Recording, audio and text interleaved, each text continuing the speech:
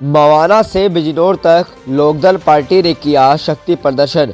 Lokdal party के राष्ट्रीय महासचिव चौधरी विजेंद्र सिंह की हुंकार, किसानों को दिलाएंगे उनका हक। रैली में भारी संख्या में ट्रैक्टर व गाड़ियां और बाइकें मौजूद रही। रैली का जगह जगह फूल बरसाकर व चौधरी विजेंद्र सिंह को माला पहनाकर स्वागत किया गया। आपको बता दें कि चौधरी चरण सिंह के आदर्श पर चलने वाली लोकदल पार्टी ने पश्चिम उत्तर प्रदेश में आज किसान जोड़ो यात्रा निकालकर पश्चिम उत्तर प्रदेश की राजनीति में आगामी लोकसभा चुनाव के लिए जबरदस्त शक्ति प्रदर्शन किया। किसान जोड़ो यात्रा हजारों किसानों के काफिले के साथ मोटर वाहनों, ट्रैक्टरों, मोटरसाइकिलों पर सवार जय जवान जय किसान के नारे लगाते हुए मेरठ से शुरू होकर बिजनौर में शाम को समाप्त हुई। इस दौरान राष्ट्रीय भर लोकदल के राष्ट्रीय महासचिव चौधरी विजेंद्र सिंह का किसान संगठनों, माता बहनों, पार्टी के कार्यकर्ताओं ने जबरदस्त स्वागत किया। यात्रा के दौरान चौधरी विजेंद्र सिंह के पार्टी के कई पदाधिकारियों और वरिष्ठ कार्यकर्ताओं को उम्मीद से ज़्यादा समर्थन और प्यार जनता ने दिया। जगह जगह फूलों की वर्षा, अंग वस्त्र, पगड़ी पहनाकर लोगों ने पश्चिम उत्तर प्रदेश की उभरती इस नई राजनीतिक ताकत को हर्षोल्लास के साथ स्वागत किया। इस दौरान युवाओं में उत्साह देखने को मिला। इस स्नेह और प्यार समर्थन को देखकर चौधरी विजेंद्र सिंह ने प्रेस वार्ता में पत्रकारों से कहा कि मैं किसान का बेटा हूं और गरीबों, पिछड़ों, दलित और माता बहनों का दर्द समझता हूं। देश की आज़ादी को 70 वर्ष से ज़्यादा हो गए हैं, लेकिन अभी तक किसानों को और उससे जुड़े वर्गों को पूर्ण न्याय नहीं मिला है। हम किसानों और पिछड़े की लड़ाई आगे बढ़ाते हुए उनका हक उन्हें दिलाएंगे। आज ज़रूरत इस बात की है कि एमएसपी नए कानून आए जिससे कि किसान अपनी फसल का उचित लाभ ले सके। बाजार के बिचौलिए और मल्टीनेशनल कंपनियां किसान को ठग रही हैं। हमें बाजार के इन दलालों को हटाना है और किसान की फसल को वाजिब मूल्य किसान के घर तक पहुंचाना है, जिससे कि कृषि मुनाफे का सौदा बन सके। वैसे तो गन्ने की फसल को नकदी फसल माना जाता है, लेकिन हकीकत यह है कि किसान को समय से इसका भुगतान चीनी मिल्स नहीं देती है। आज भी देश के और राज्य में चीनी मिल्स की लॉबी मुनाफाखोरी कर रही है और किसानों को उनका हक नहीं मिल पा रहा है। हमें आधुनिक खेती के माध्यम से किसानों को दर्द को ख़त्म करेंगे। ऐसे नियम और कानून बनाएंगे जिससे कि कृषि क्षेत्र में भ्रष्टाचार खत्म हो सके, क्योंकि खेती में जब किसान लगता है तो उसके साथ पूरा परिवार, कुनबा और उसके क्षेत्र का मजदूर, कारीगर, ड्राइवर, माताएं बहनों का वर्ग मिलकर खेती करता है, लेकिन उनकी मजदूरी भी कम है।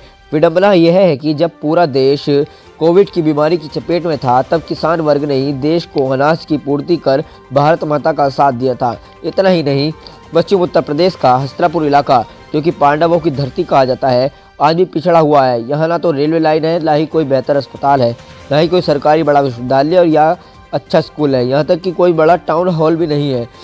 जबकि इस क्षेत्र के लोगों ने 1857 की लड़ाई में और स्वतंत्रता संग्राम की लड़ाई में अपना भरपूर योगदान दिया है, लेकिन आज भी हस्तिनापुर की तरफ किसी भी पार्टी का रुख नहीं हुआ। यहाँ की जनता आज भी विकास की राह देख रही है। बिजनौर मनीषी पुरुष विदुर की धरती है, जिन्होंने पूरी दुनिया को नीति निपुण बनाया, धर्म पर चलना सिखाया, लेकिन आज भी बिजनौर उन सभी समस्याओं को झेल रहा है जिनका जिक्र मैंने अभी किया। कम से कम इस इलाके में एक अच्छा सैनिक स्कूल तो बन ही सकता है, क्योंकि यह क्षेत्र जाट, गुज्जर, यादव जैसी भारत माँ पर प्राण न्यौछावर करने वाली बहादुर जातियों का क्षेत्र है। यहाँ हर गांव से देश की सेवा एवं सुरक्षा में तत्पर पुलिस, सेना एवं अन्य सशस्त्र सुरक्षा बलों में हमारे नौजवान सेवा दे रहे हैं। वहीं चिकित्सा, शिक्षा एवं चिकित्सा सेवाओं की सड़क व्यवस्थाओं की जाए तो मेडिकल कॉलेज का मूलभूत ढांचा तो बना दिया गया है, परंतु उनमें सुविधाएं प्रभावी ढंग से नहीं चल पा रही हैं। चिकित्सकों एवं विशेषज्ञों की भी नियुक्ति सुचारू रूप से नहीं है, जिससे कि चिकित्सा व्यवस्था अभी तक उन्नत नहीं हो सकी है। परंतु इसके भी सरकार ने क्षेत्र के लोगों के स्वास्थ्य सुविधाओं के प्रति गंभीरता से विचार नहीं किया है।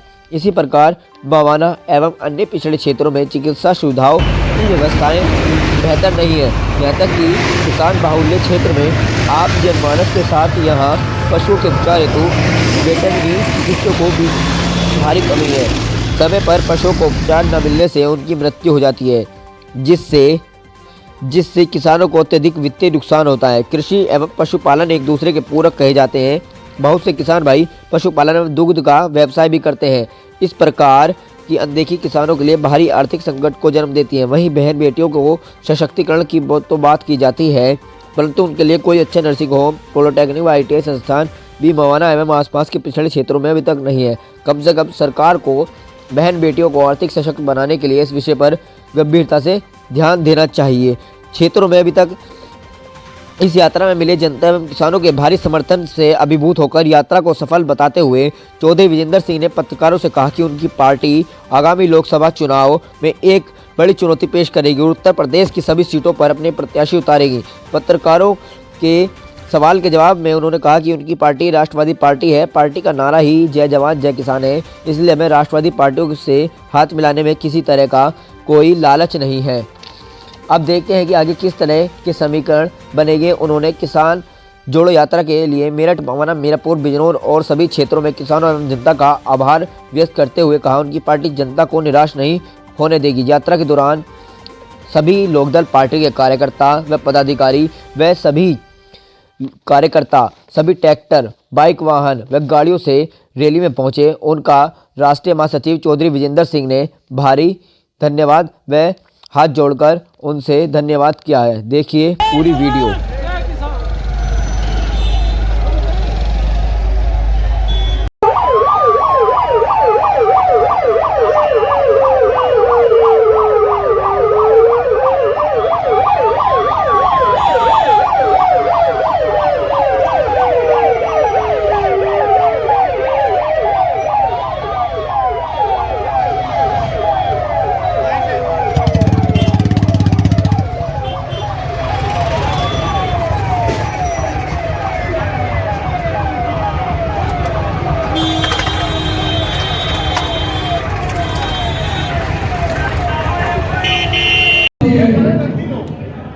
ये